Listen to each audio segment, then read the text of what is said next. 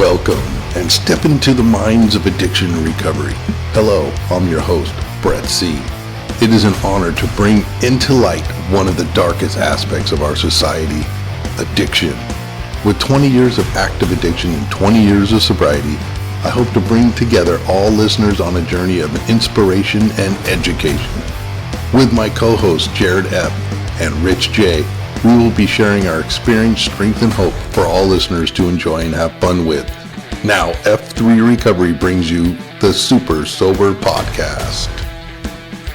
Welcome to the 22nd episode of the Super Sober Podcast. Thanks for tuning in, checking us out on all platforms. We love all the responses that have been coming in. Thanks for listening to episode 21. We're going to be moving on with some unbelievable stories. Again, you got to stay for this one. It's going to be unbelievable. My name is Brett C. I'm your host. My sobriety date is 4/21/03. I'm an RN with a BSN. Been working in hospitals and helping people out with this crazy, unbelievable, convoluted disease addiction. And we'll be going to our left on our co-host. I'm Clifton Miller, sobriety date July 16th, 2017. KDAC 2, been working in treatment for the last 6 years. Awesome. And then we're going to introduce our guest here. Thank you for coming on, Miss Ellie. Go ahead and introduce yourself and a little bit about yourself, just your platform, and then we'll go into your story. Great. Thank you so much for having me. My name is Elle Gargano. I am a writer, speaker, advocate for mental health and domestic violence, and I'm just really excited to be here. Thank you so much for coming on. So I was listening to another podcast, which is a cool one, The Courage to Change out there. And I heard Ellie on there and I was like, oh my gosh, I got to send her an email out to her camp. She got back super fast and we are here on podcast number 22. But we got a little business to do first here. Just wanted to give out some shout outs to what we're going to be doing in the beginning here in recovery. And that's some recovery dates, some brothers and sisters out there. We got... Oh, drum roll it. There you go. And here are the recovery dates for the month here. Rich J, one of the co-hosts, just took 11 years. Shout out, brother, on that one.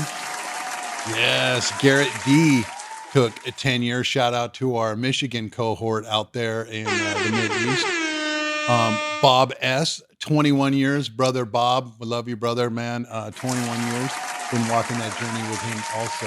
I got 6 months on you, Bob. Ben G just took 1 year. David W with the big X, bam, awesome sauce. And then we got Tyler, our brother we go to meetings with, who took 1 year. Lost 20 bucks on that one, but you know. Hey. Happy birthday. All right. So after the shout outs right there, we're going to be doing some preluding into it right here. Okay. This episode is all about the resilience and fortitude that resides in all of us. That is what our guest wants us to know. Another story of inspiration and education. The introduction is Elle Gargano is a survivor of the biggest mass shooting in American history, the Route 91 shooting at Mandalay Bay on the night of October 1st, 2017, starting at 10:05 p.m. She was shot in the back of the head, and after 3 brain surgeries, Elle has been dedicating her life to healing, not just surviving, but thriving after the horror. In 2020, she started an inspirational clothing brand called Brave the Label for mental health advocacy and awareness. She has decided to become wise and not remain wounded. Buckle up for her story. Some of the main highlights of that night is on that night, a lone gunman unleashed a rapid fire barrage of bullets from the 32nd story of a Mandalay Bay hotel in Las Vegas late Sunday, ultimately killing 60 people and wounding 867 others. He then shot and killed himself. Some of the findings in that hotel, police found over 5,000 unused rounds of ammunition inside Paddock's suite. Police seized 24 guns from Paddock's suite, including AR-15s and AR-10 assault rifles with armor-piercing bullets. Our condolences to all those affected that day. We have not forgotten. First, we're going to go into a little business, though, with our sponsor, and that's His House New Creation. If anybody needs help, we're right here in SoCal, or if you're coming in from out of town or whatever, you can call this number, and that number is 877-868-5730. That number again is 877-868-5730. 5730. We're going to do a quick little bit of business with His House New Creation, and we'll be right back. Welcome to the place where it all began, the 9th Street House. Our maiden journey into hope and recovery for His House New Creation treatment centers since 1994. Right next door, the 9th Street apartment building stands as a testament to our commitment to providing comfortable and safe spaces for recovery. And on the other side, nestled amidst nature's best, our Palm House offers a tranquil haven to begin the path to sobriety. You'll find 12 unique His House New Creation treatment centers across Southern California. Just as recovery encompasses inner and outer transformation, our facilities mirror this philosophy. The external beauty of our homes reflect the nurturing and healing environments you'll discover within. These are just glimpses of the harmonious spaces where we support your journey to recovery. Our state-licensed and highly accredited programs echo this sentiment. We know that successful addiction treatment is more than skin deep. It requires a robust plan that heals the mind, strengthens the body, and nourishes the soul. We select the best facility to cater to your unique needs, providing focused, compassionate care that sets you firmly on the path to sobriety and hope. Welcome to His House New Creation Treatment Centers, where the journey to a healthier you begins. Your recovery begins here with us. Right. Thanks for listening to Glenn's platform right there. He did take the keys to the 71-bed treatment center in Claremont as of yesterday.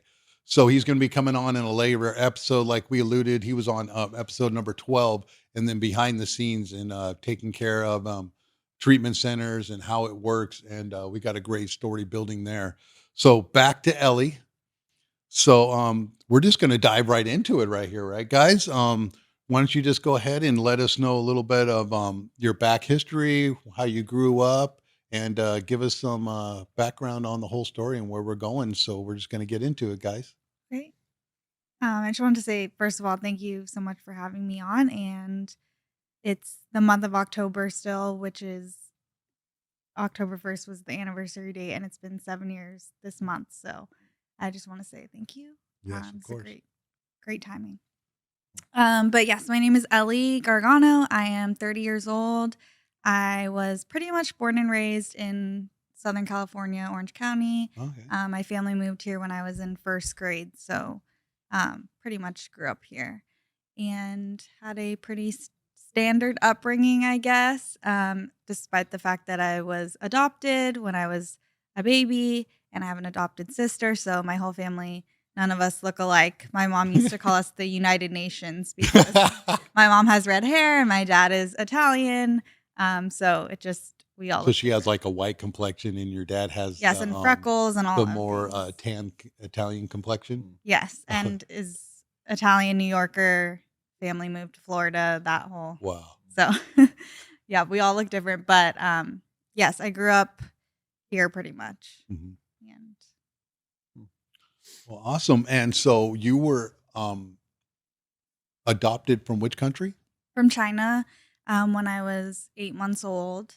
Mm-hmm. And I think they actually ceased doing adoptions now. More recently, it came out in the news. But yeah, back then in the 90s when I was adopted, I think it was pretty common for people to adopt from there. You're right. And that has maybe more to do that we weren't thinking so much about pre-podcast that has to do in China that you can only have a certain amount of kids, right? And they Right. always want to have a male to carry on the genetic name, right? Yeah, they have I don't know if they still have it, but they Right. did have a one-child policy. Mm. And I think from what I understand that they preferred to keep the males they could like work and do Right. more. And carry on the name. Wow. Yeah. I wonder if that has something to do. Did you ever look into something like that?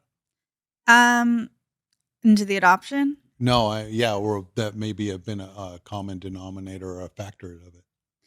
I don't know. That's just kind of what I heard, I think, from my mom when I asked her about it. Wow. But I haven't actually confirmed that.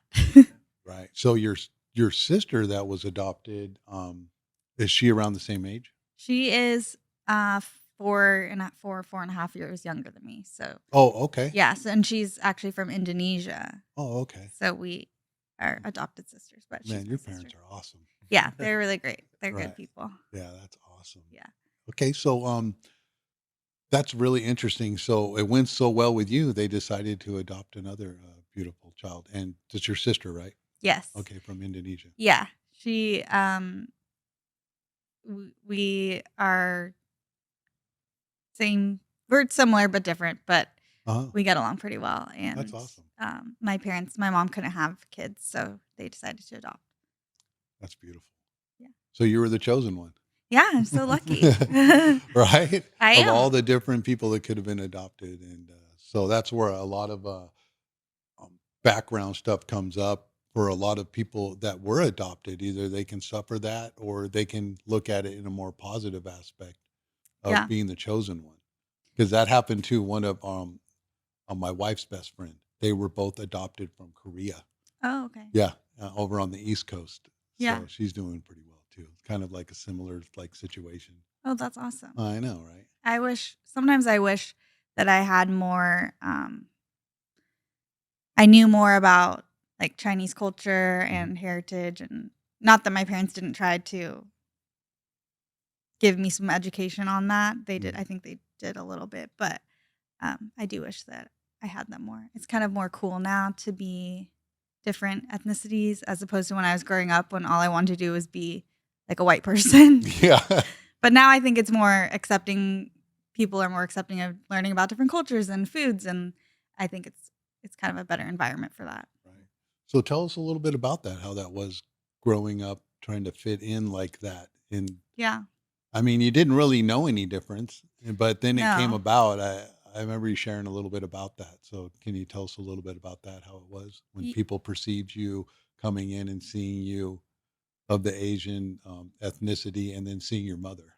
Yeah, it is a very strange dynamic, especially. I wouldn't say only when you're a kid. I would say just in general, even all the way up through like college, it was something that I kind of struggled with because people perceive you as one way and they just assume that you have Asian parents and that you speak Chinese. And, this happens to me even today all the time. People will just come up to me and start speaking to me in Chinese and I have no idea what they're saying. No But- habla Mandarin? Yeah, no.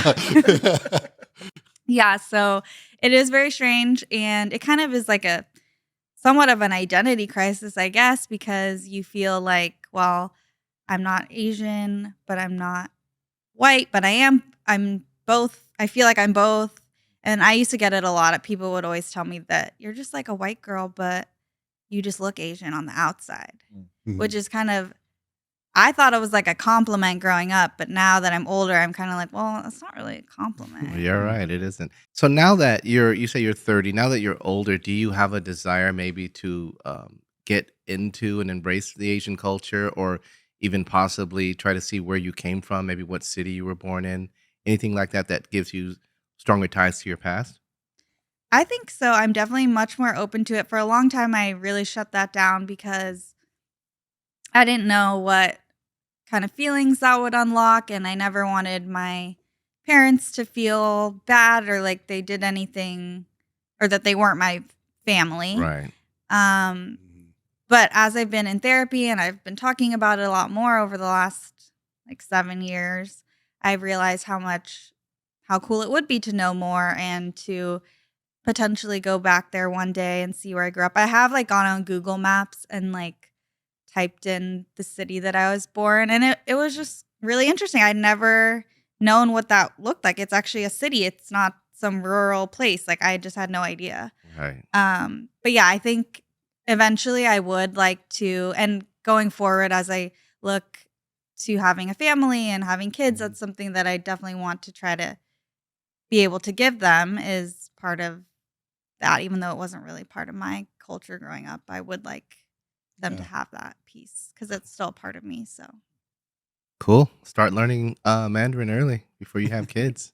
I have actually taken classes in high school and college for Mandarin, but I'm not, I wouldn't say I'm fluent yeah. by any means. Maybe we can translate some of this podcast in Mandarin a little bit or something. No. I could do some quick introductions. All right. Well, let's kind of go into your high school years and then go into your college years Okay. a little bit and keep moving forward into this and then preluding into what happened and where we're at now.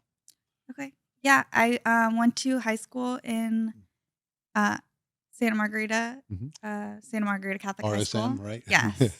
So I went to Catholic high school. Very privileged, very predominantly white and privileged.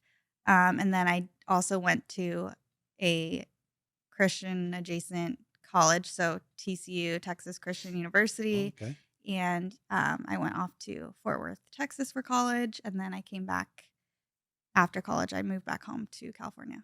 Okay. And what was your basis of studies? I studied strategic communication, which is their advertising and public relations major. Okay. So your desires of what you wanted to grow up to do was what?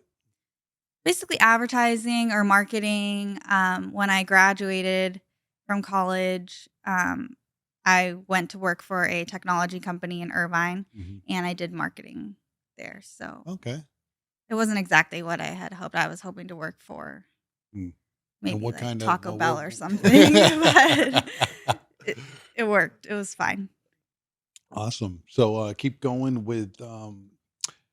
So you went to college and got everything that you were working for, and then kind of crazy how things are. So now you're marketing your own business and clothing and stuff. Who was going to know that was going to come into play, huh? Yeah, actually, that was something that I thought about after my brain injury, which we'll get to. I kind of had a shift in perspective on what I wanted to do with my Yeah. life, and I got to thinking, how could I use the degree that I have? Yeah.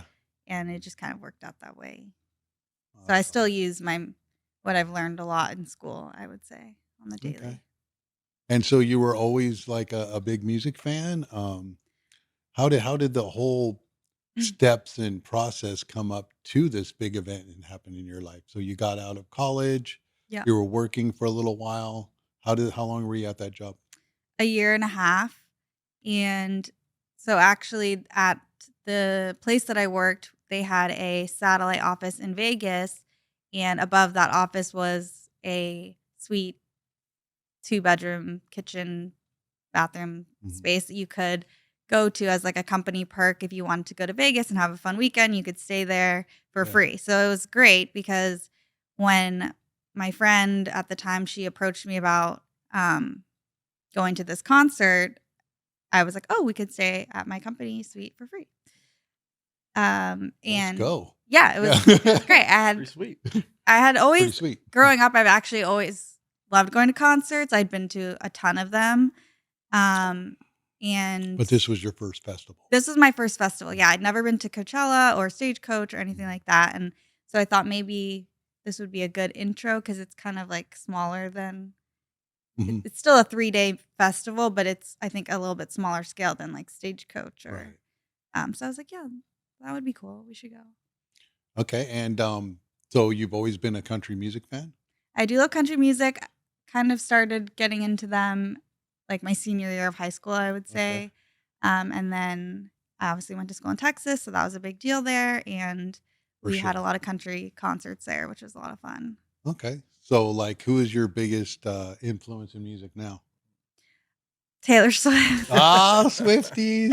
I'm going to her concert next week, actually. Oh my gosh. And it'll be my first concert since Route 91. So I'm really excited. I never really thought I would get to the point where I could go again. And I just have to go to the Eras tour, which is her current tour. So Gosh. I'm It's really so excited. crazy. I don't know how we now segue into some serious Swiftie stuff, but I work with some big Swiftie fans. You know, they're big rock fans, and shout out to Brett out there on the Swiftie scene. He's always trying to coerce me to listen to her and everything. And he said it was the best concert he has ever been to, and he's been to a lot of concerts, and that's saying a lot. Yeah. So I mean, shout out to the entertainment, and that's kind of, you know, she is country.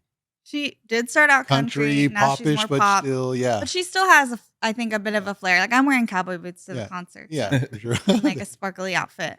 Okay. So I'm really excited. That's Yeah. awesome. This is like alluding to how much healing that you've gone through. Yeah. So let's get into that, back to the Vegas day and what happened. So you and your friend all bright-eyed and gonna have some fun in Vegas. Yeah. So let's go down that rabbit hole where we were at here. Okay. So it was a 3-day festival, and days 1 and 2 were great. We had tons of fun. I actually had, well, probably shouldn't say that on this podcast. I had a little too much fun. No, that's fine. You can You're talk good. about all the fun you have. I mean, we all know about it here on the Super Sober Yeah. podcast. About I having too threw much up fun. in a porta potty, so that was a low moment. Oh, okay.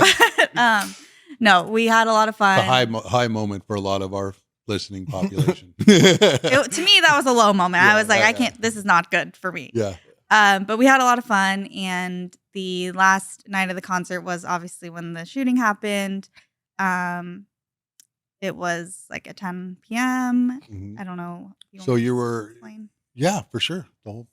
Explain everything. So it Yeah. was day 3. And then, so you were still kind of hungover from day 1 and 2? Still going to muscle through it on into day 3 and that night? Oh, yeah, a little bit, but we actually decided not to drink on the 3rd day because my friend wanted to be in the front. Uh-huh. And to be in the front, you have to get there really early, and then you can't really leave from the front of the stage, or people get Yeah, mad at 'cause you. you can't get your save way back. spots. Yeah. Yeah, so we didn't want to have to use the bathroom or go eat. So we fueled up, ate breakfast, and then we went straight to the venue, got there early, Wow. and just waited in the front the whole day Wow. and didn't use the bathroom. Wow. Dedication. Yeah. Okay. So you're at the main headliner came on, right? Yes. And what time was that? I don't really remember exactly what time he came on, but I think close to 10, or I mean before that a little bit. So he had just come on, and then so let's get into it here. Yeah, I honestly don't remember how many songs in he was. He was a couple songs And in. which artist was this? Jason Aldean, Okay. which yeah, he's good. I mean, he wasn't my favorite person, but not worth dying over. No. But Wow. yeah, so we were towards the front of the stage, kind of right up against, not kind of, we were right up against a metal barrier fence type thing. Hmm. Do you have a picture of that, Solomon, right there on that? Or did you already show it? I did, but we can find Okay. it again here. Let's see. All right, keep going, Miss Ellie. Yeah, so we were towards the front, and Yes. yeah, right up there, actually on the right side. Okay. And we were just listening to the music, having a great time, and then all of a sudden we heard some noises that kind of sounded to me like fireworks, just kind of random Mhm. loud popping sounds. And there were just a couple, and then at first everyone was kind of like, oh, that was weird, like what was that? Maybe someone pulling a prank brought in some fireworks and like Uh-huh. thinks this is funny or something. I don't know, that was just my first thought. And then quickly it started happening. Rapid fire, wouldn't stop, unrelenting. So then quickly everyone started realizing, oh, okay, this is what we think it is, our worst fear. And basically everyone started shouting, like, duck down, telling everyone to crouch down, which is what I started to do. And then I was struck in the back of the head. Wow. And I kind of like went black just for a minute. Like everything went black. I felt like I was falling through space, kind of. Like I was still having conscious thoughts. Like I really thought to myself, okay, well, you definitely just got shot and you're probably dying. So I kind of just thought to myself, well, I guess this is dying. Like just kind of floating through space in blackness. Wow. And then I always, when people ask me if it hurt or what it felt like, it honestly didn't hurt. It just felt like, I always describe it as like when you hit your funny bone and it's like a zing or like radiates through your body. Yeah. That's what it felt like, coming down like through my head, through my limbs, just kind of going out on from all of me, I guess. Wow. And then I kind of just toppled over and went black for a second, but I still was having thoughts. And then I realized that noises started coming back, and I started hearing the crowd, and I realized, oh, I was alive. And I reached out to and told my friend, I'm hit. And she was like, where? And she couldn't really tell where because my hair is so dark and it's dark Yeah. outside. And Right. but all I knew was like my hand was to the back of my head, and there was just like it was red with blood. So Oh, gosh. yeah, it was terrible. People running everywhere, scrambling, just Yes, but too much to take in. Right? Yeah. Well, we were towards the front, so it's very impacted, Right. kind of like you're in a can of sardines, Yeah. and there wasn't much room for people to Move around move until around. like alleviation from the outside of the crowd started moving. Right. And then once I came to, my friend was like, we need to get out of here because everyone was starting to leave. And we were able to get someone to help me get over the fence right up at the front and then run out the front or towards the stage, Wow. out the back. So that might have been actually a better way for you to escape, that you were at the front instead of like in the middle where to get trampled and everything. Yeah. I think about that sometimes, that I think the front was actually The best way out. the best way for me. Because there's always that barrier too, and then you can always go just around and then to safety in a sense. Yeah. So we ran around to kind of the left side of the stage, and then we kind of huddled there on the side of the stage waiting for the shooting to stop. And then we were able to make our way out the back of the stage area. And your friend wasn't hit at all. She wasn't. So Thank God. Right? yeah. So she was really able to help and was amazing. And when we ran out the back is when I started kind of losing consciousness, or not consciousness, but I could feel the blood. It was losing a lot of blood. So I could feel Energy my waning. energy. Yeah. It was definitely depleting. And I remember telling the people that were helping me, which were just random strangers kind of carrying me like on both arms, under each arm. And I was telling them like, I can't run anymore. Like I need to lay down. Right. And so I did that. And then right when I honestly was on the ground for like not even a minute, and when a car pulled up and said, we can take people that are injured. So amazing. I've been in some situations in my life, and I'm always amazed of how, when the stuff goes down, how willing people are to turn around and help. Yeah. And that's something you witnessed, right?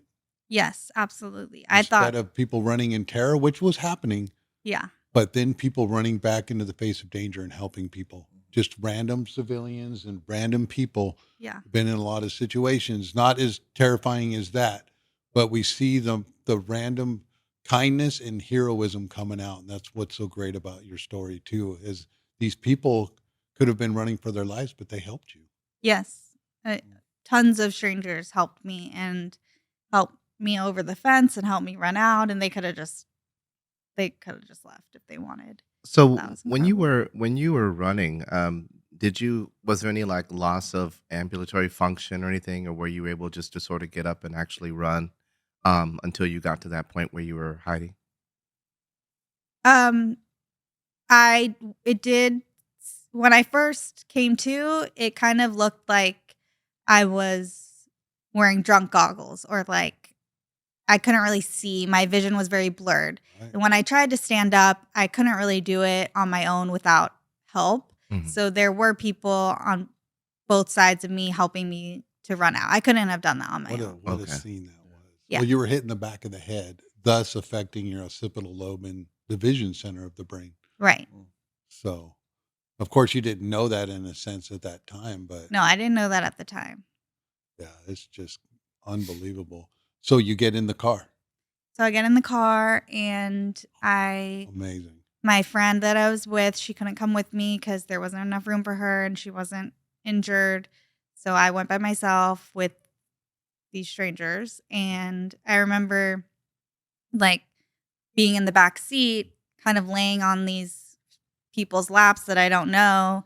And I don't even know who these people are, but I remember them stroking my hair and telling me, everything is going to be okay, and that this should have never happened, and just kind of comforting me. Angels out of nowhere. Yeah. And I remember in that moment, because I was starting to lose consciousness then, I remember I was like, oh, I need to tell them that I can hear them so they don't think that I'm dead. So I think I like said something to them like, oh, I can hear you. Did you ever find out who they were?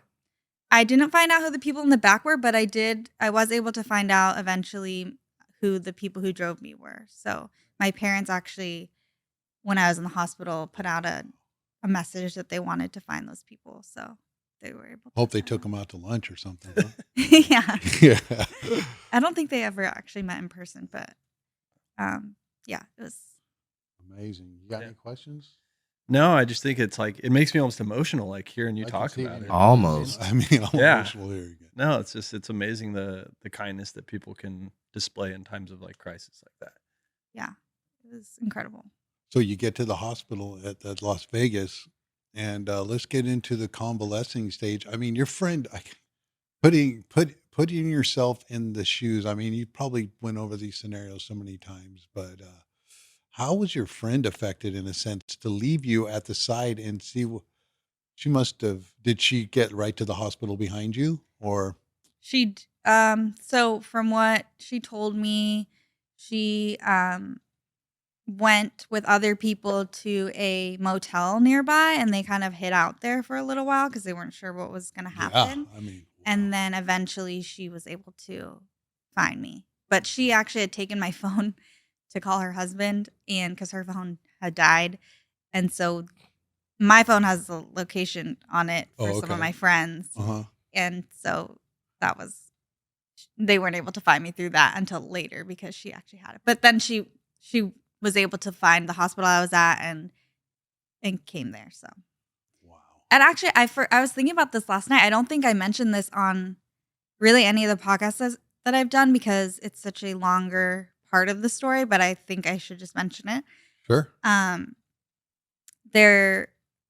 When I was taken to the hospital at first, they triaged me and they put me in the not going to make it pile Oh, of yeah. people. Oh, wow. And I later found out about this when I went back to Vegas and visited the hospital. Yeah, well, there was a lot of people to triage. Yeah.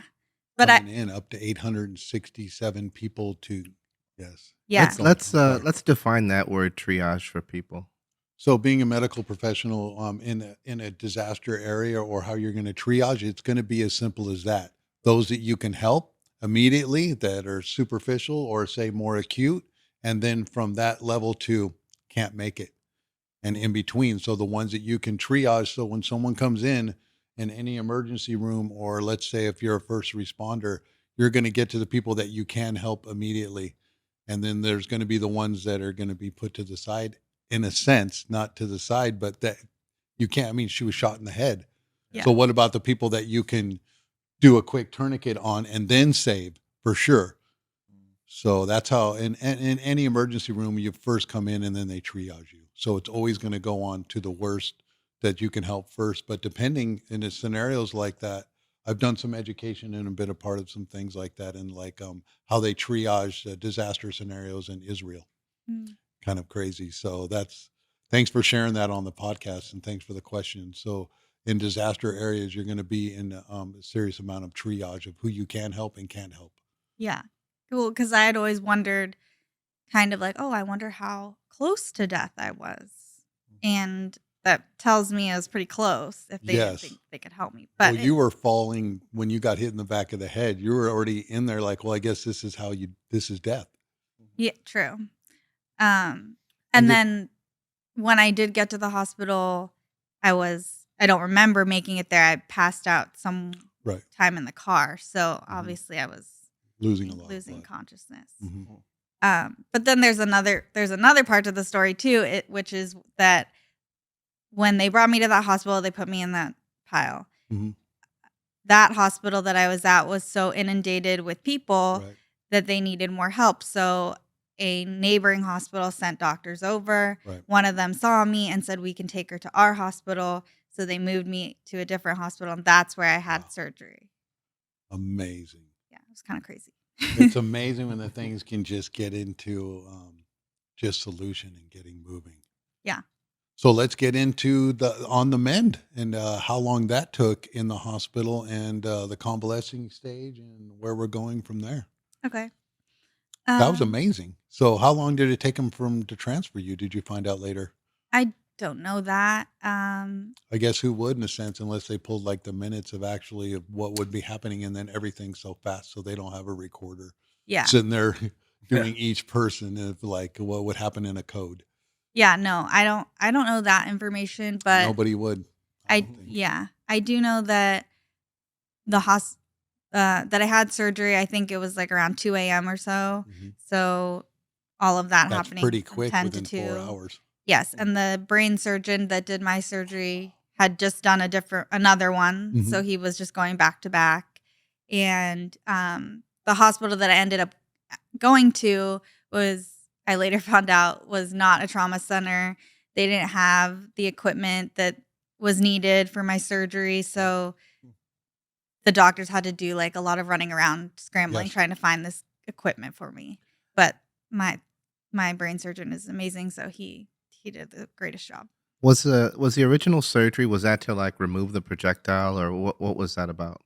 Yeah, so my first surgery was a craniotomy, and that's where they took out any bullet fragments and any fragmented pieces of skull. And they actually weren't able to get all of the bullet, so I still have a little bit in my um, brain. A little something to remember it by, huh? Yeah, so I'm supposedly not supposed to get an MRI ever because Yeah. of the Mm. magnet. Depending on the fragment and stuff too. Right.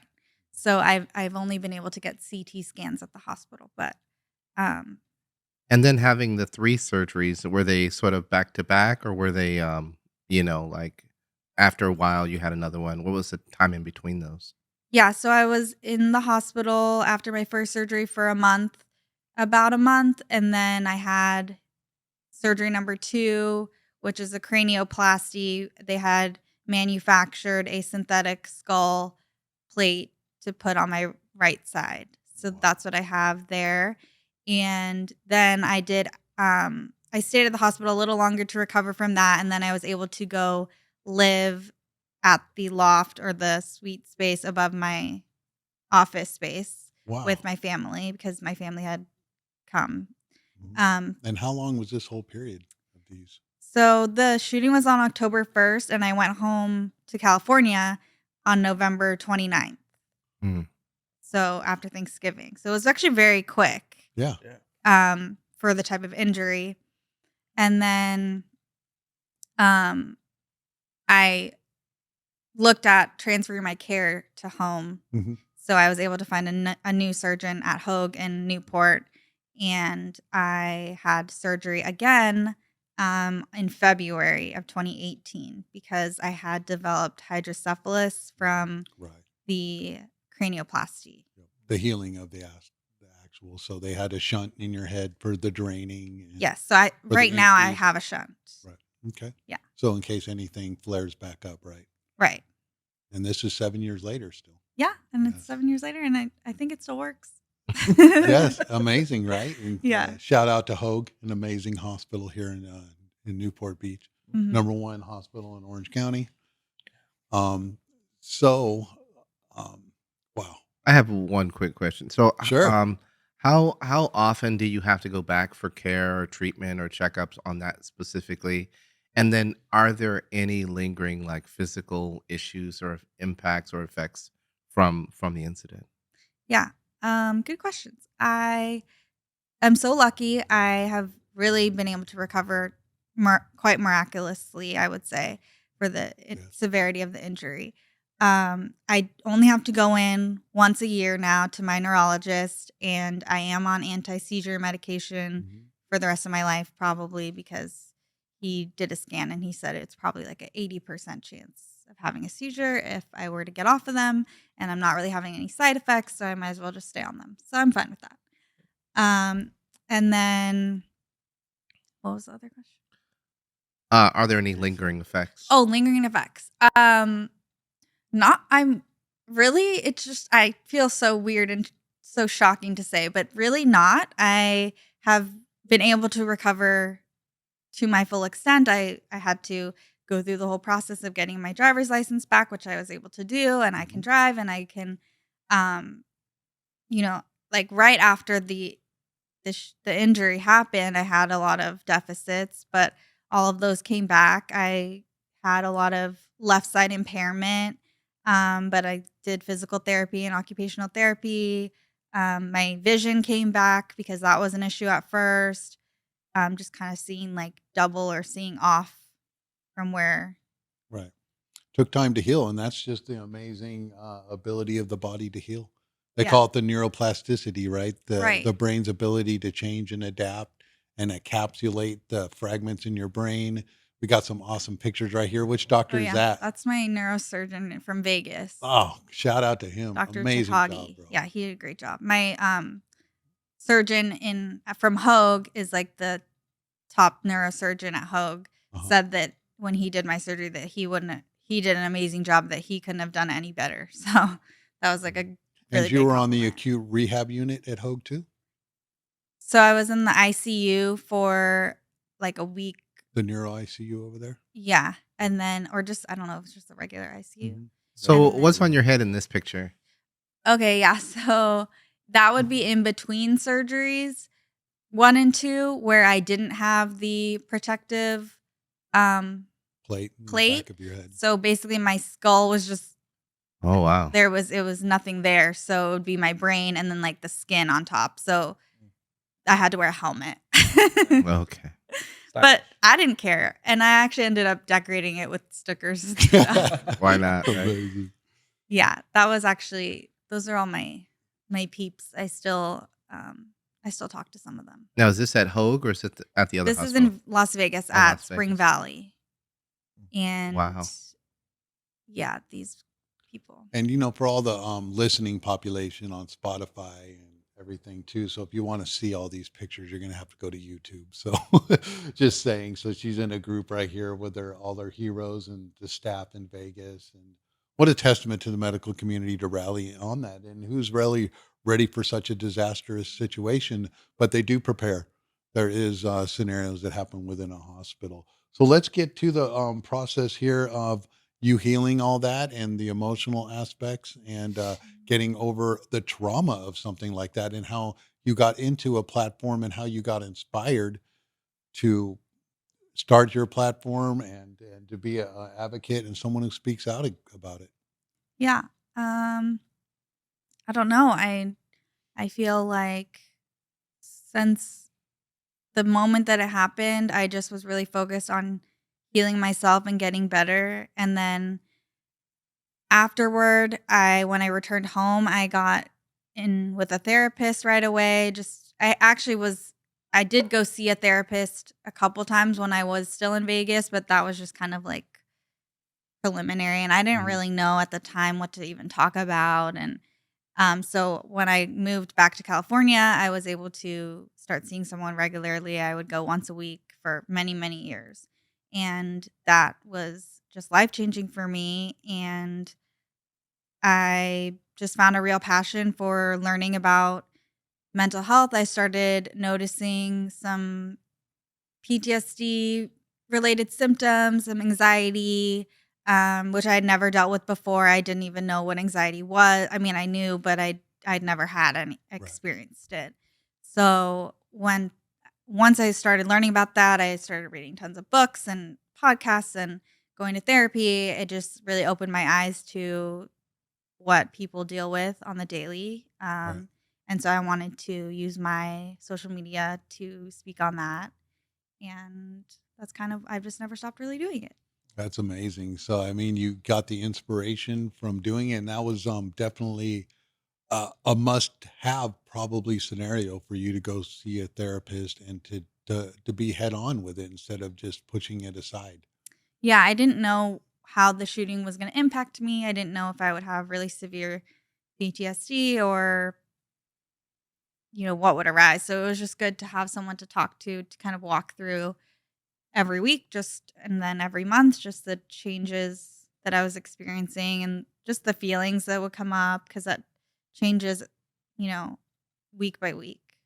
Can I ask you, when you did return home, did you feel like you needed therapy? Did someone recommend it and you said, okay, I'll go, I'll just give it a shot? Or did you say, I need to be able to talk to somebody?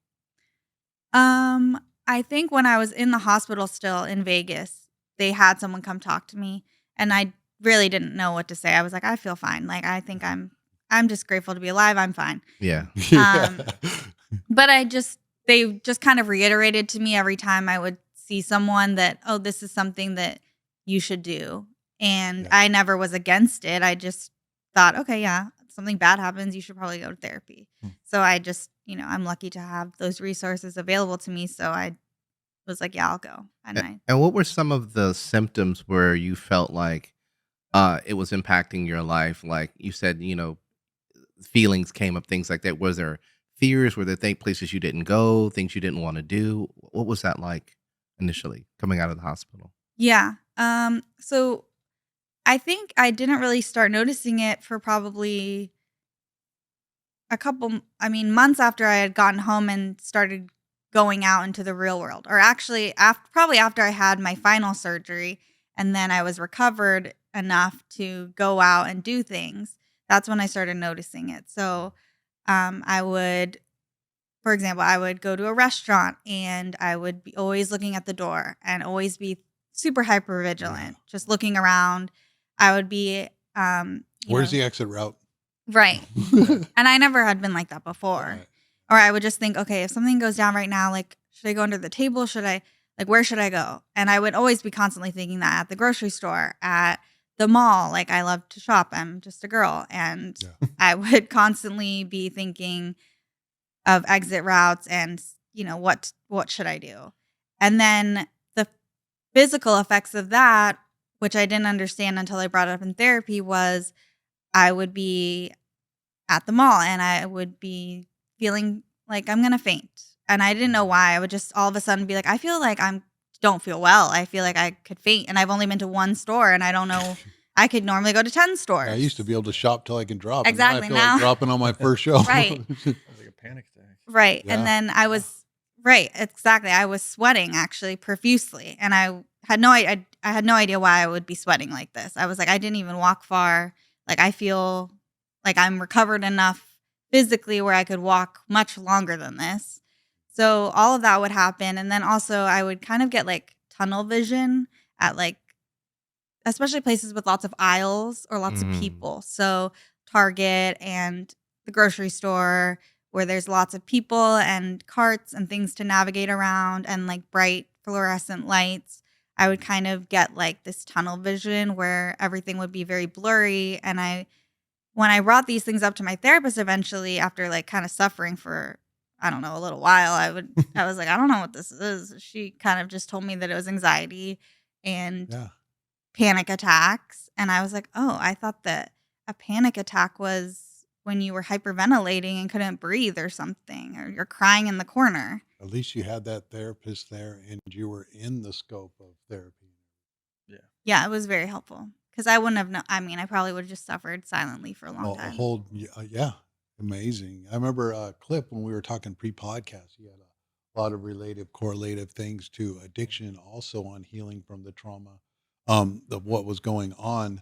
So like you were talking about how people after coming out of addiction in areas like that, right? You were saying that they don't know how to act and stuff.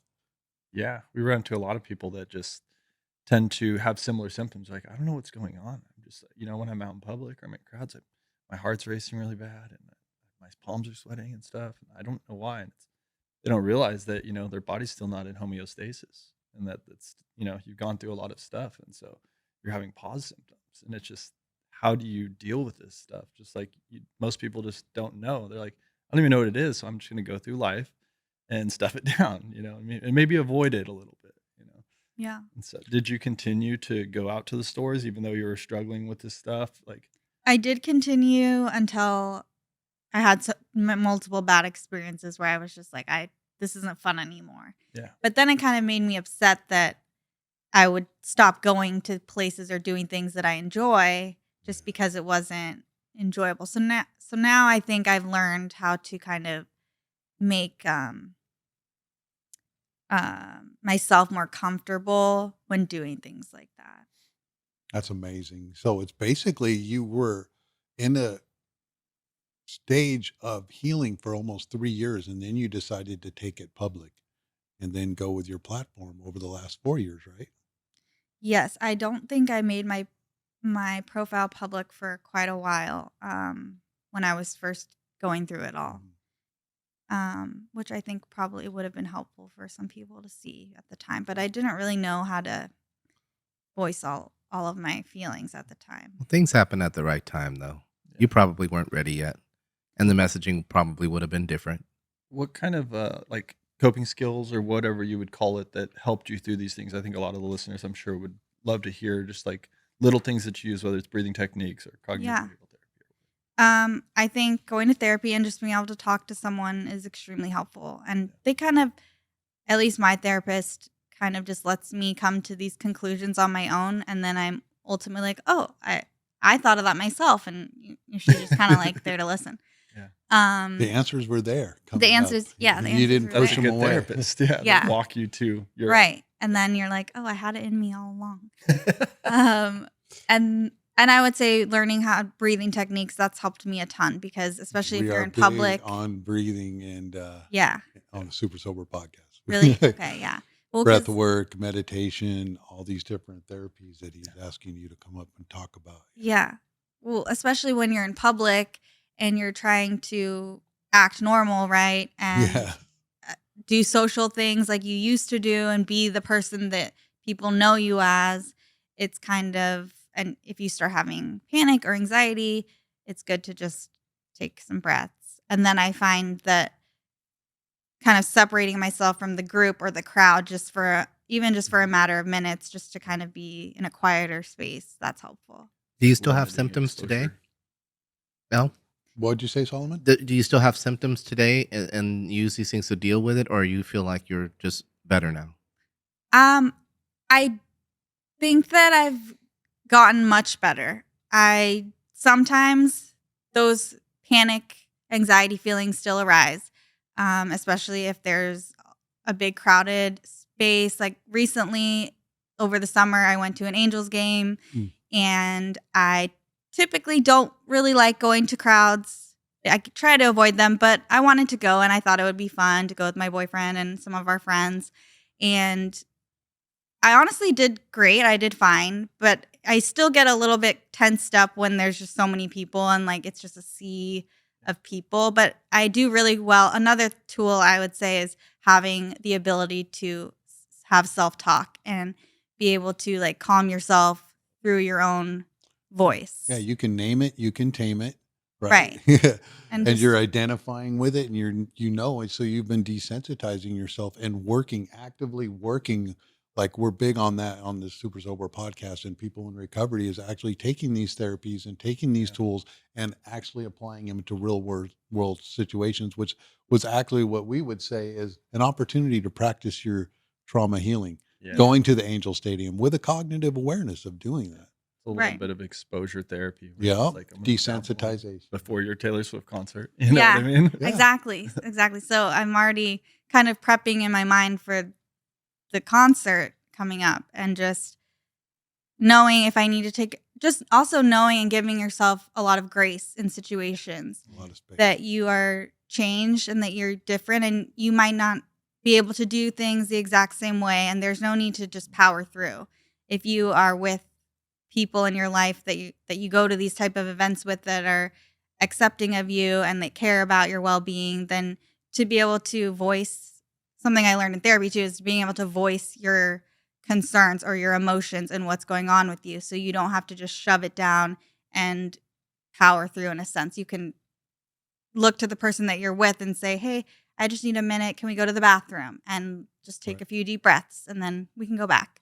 Or yeah, I think that's a good something that I learned is in therapy is just not doing it on your own. Yeah, this is awesome stuff. So let's get into a little bit of rewinding a little bit. So one thing we wanted to touch on too was also for our listening population, a lot of people in recovery, and is the trauma spectrum. We've been talking about this a lot on the Super Sober podcast. We're all on it. You can't be alive today on planet Earth without being on the trauma spectrum somewhere, and it's not a comparison game. I mean, some people can come to you and say, oh, well, I wasn't shot in the head, so I can't be there. But the therapeutic values and how we're doing things remains the same all the way through. And what I wanted to get to was also during this time, you were in an abusive relationship for many years. So going through your own therapy, can we take maybe 5 minutes and talk about how you've healed yourself, not only from the trauma of being shot, and not only from other areas of your own trauma that you weren't aware of from being adopted, and then turning all of this stuff into this great, what we would call the gift wrapped in shit and the Super Sober podcast for a lot of people and therapists, and turning into this beautiful fertilizer of where you are now, and then giving yourself the strength. Do you think that you would have, without this scenario happening, that you would have had the strength to get out in an abusive relationship also? Ooh, that's a lot to think about, right? Ooh. Like 5 minutes. Can you wrap that up in 20 Yeah. seconds? No. Yes. So I was unfortunately in an abusive relationship Wow. throughout that entire time. So I was with this person before the shooting. I was not in a good place with it, actively thinking about, but not had done it, trying to leave.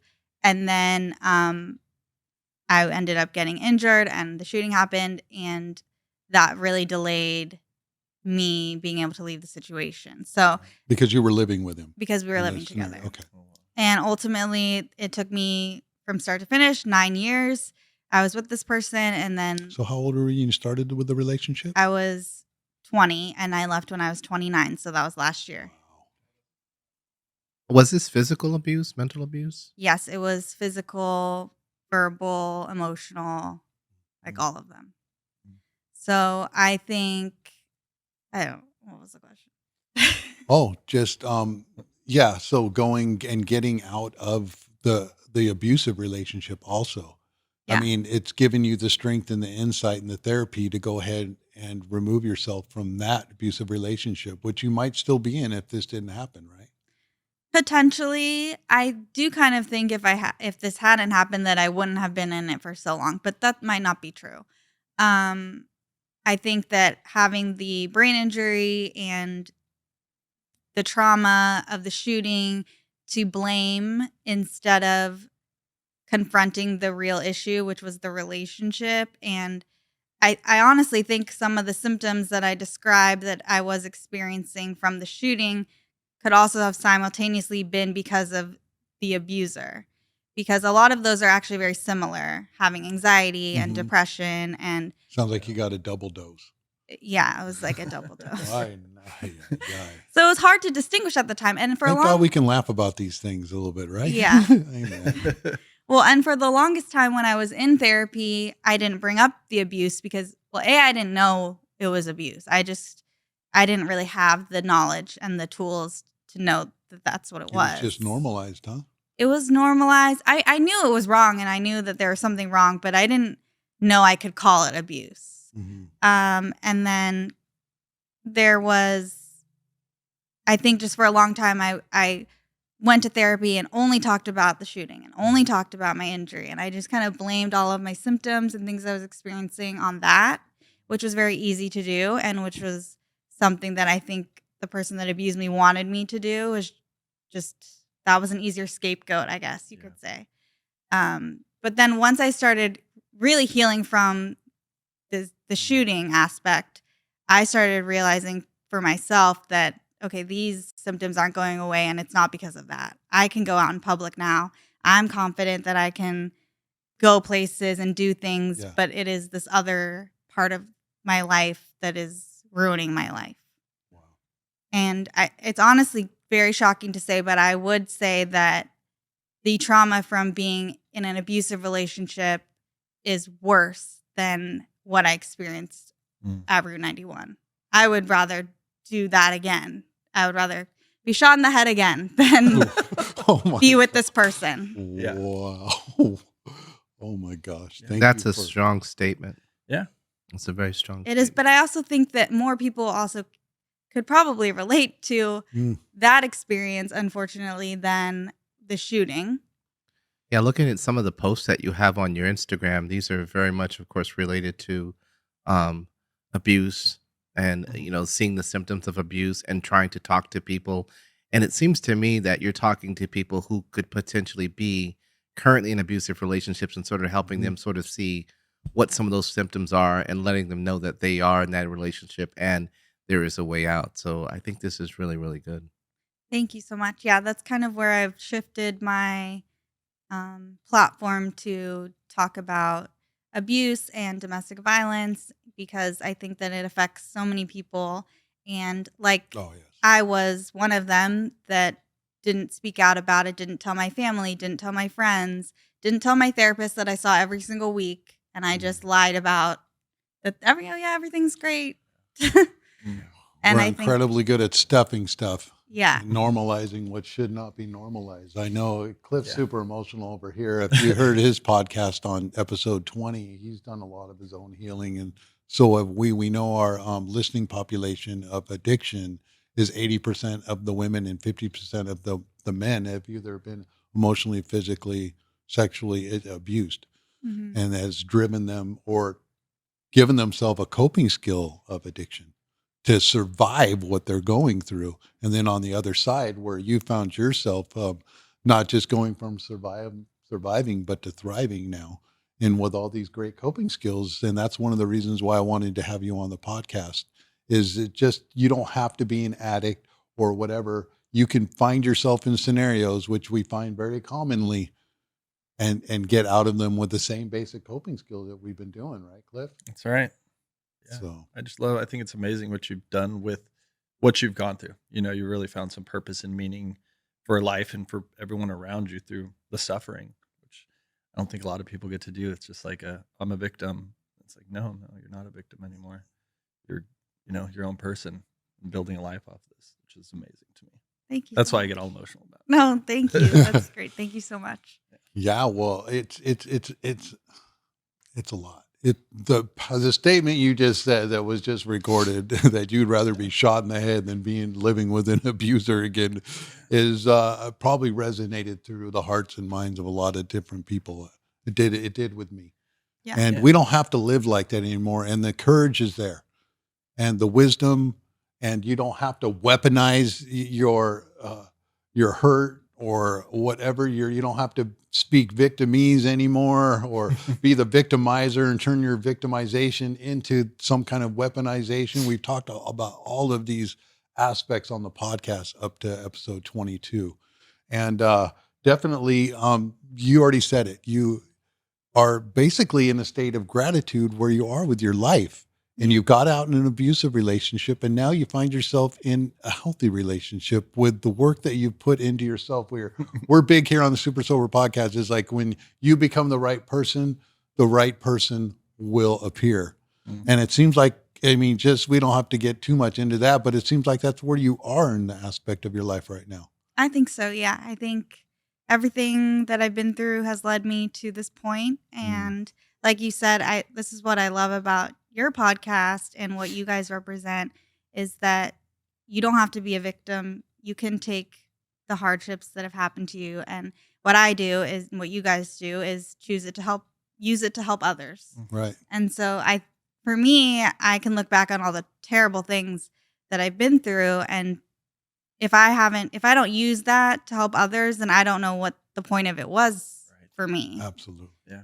Other than I could just wallow in self-pity about it. Right. Which would be very easy to do. Very easy.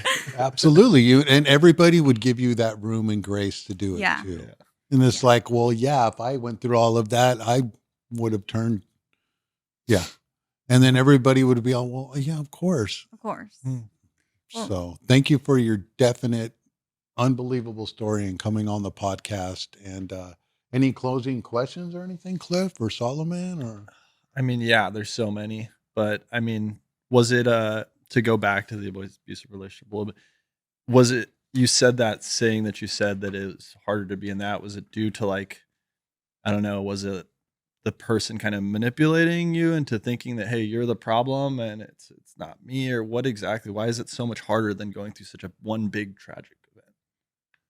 Yeah, I think it's because it happens over and over. Yeah. And Ongoing. it's not just one time. Right. yes. It's constant. It's daily manipulation, making you doubt yourself and your self-worth. And just abuse eroded my self-worth and who I am as a person. It completely stripped my soul away.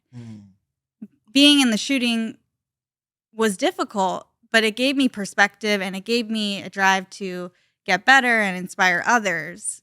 I feel that abuse really just took everything from me. And the abuser weaponized your convalescing and your healing. I was there for you. Yes. I was there for you when you needed me, and now you don't need me anymore. Kind of scenarios like that. Or just like I making it seem like I owed him for being there for me, which is just being a good person. Yeah. But also on the other side of things, the abusers and the ones that have happened were the abused usually too. It's usually not too far to see on the other side of the abuser or the victimizers or however it is that was done to them, or it was passed down to them too. Yeah. Right. So we need to also give some space and grace and some healing and some prayers for those people too. Well, wow, this was an unbelievable episode. I guess we're going to wind down. We're going to do some shout outs. Please shout out to your platforms and what you're doing. If you can take a minute to do that, Miss Ellie. Yeah, sure. So I use my Instagram at Elle Gargano to talk about mostly healing from abuse and domestic violence, helping other victims. So you can follow me on there or on TikTok. It's the same at Elle Gargano. I also have a website, ellegargano.com. If you want to reach out about doing podcasts or speaking or working together, which I would love. And I also started, we didn't even talk about that really, but I did start a small business. It's a clothing brand that I designed for mental health advocacy and awareness. It's called Brave the Label, and we have an Instagram at brave_the_label, and our website is bravethelabel.com. And a portion of that goes to donation or yes, a portion advocacy? of it goes to causes for mental health. I kind of just switch it up and pick. But lately I've been trying to donate to domestic abuse victims. Amen. Yeah. Get some comfortable clothing with Brave the Label on it. One-of-a-kind design stuff from Elle Gargano. Thank you. Yeah, and don't wait. And we want to also give a shout out to the Super Sober podcast on our platform here on f3recovery.org. We can be reached on a whole bunch of emails, info@f3recovery.org and info@supersoberpodcast.org. Shout out to Notorious JID, the first mascot of recovery. Jails, institutions, and death, the 3 outcomes of active addiction. We can be found on all platforms, a video on YouTube, of course. We have a Facebook page, a Facebook group page, Instagram page. We're on all listening platforms. Shout out to The Detox, the story of addiction, the deadliest disease a man has ever known. That's a spec series I wrote. Shout out to Hollywood. If anybody wants to see that, it's on f3recovery.org, the one sheet. The PowerPoint presentation, you can see all about it. We're looking for someone to pick it up. We do not have a signature streaming series for the world of recovery. Anything else you want to add on? No, just thank you for letting me come with you. And I loved hearing your story. Thank you so much for sharing that with us and everybody that's listening. All right. And thank you. Shout out, of course, to the great Solomon producer here the podcast place in Long Beach, California. I just love doing this. Yeah, you can go from zero to podcast. You come down here in the set, go on podcastplace.com. It is right here in Long Beach in the SoCal area. You can come in. We can remote people in. You can get it all done. You can see the professionalism over the last 22 podcasts or any of the other podcasts here at the Podcast Place. And don't forget to keep on keeping on. Thank you for listening to the Super Sober Podcast. Go to our website at f3recovery.org. That's F3Recovery, all one word, .org. We're turning fight, flight, and freeze into free form and flowing through practicing the 12 steps and staying accountable to change. Don't forget to keep on keeping on.